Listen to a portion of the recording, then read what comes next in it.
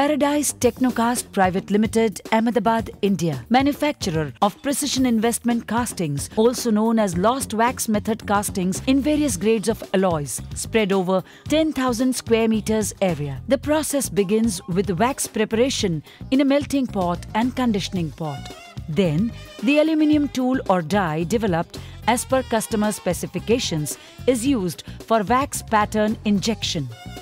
Wax patterns, same as of final castings, are taken out of the dies and then duly cleaned and repaired for removal of wax flashes. These patterns are then assembled in the form of a cluster as per required scientific methoding and orientation. These assemblies are then shifted to coating section for applying various ceramic coats. Slurry viscosity is ensured before coating process.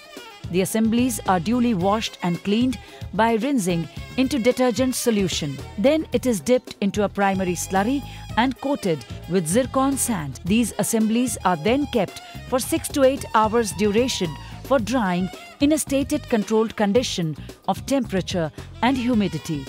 After primary coat, around 8 to 10 backup coats, also called as secondary coats, are applied to make a complete shell along with drying time of 6 to 8 hours. The whole process of drying takes a week's time to get ready for dewaxing. The wax is then dewaxed in an autoclave boiler to create a hollow mold and passage for pouring liquid metal or alloy. Now, these shells are ready for pouring metal or alloy. These shells are kept in shell firing furnace to preheat before pouring and to remove any wax residual left over. Molten metal charge from induction furnace is poured into red hot conditioned shells and bath sample is taken in each heat. These bath samples of each heat are tested for chemical analysis by spectrometer.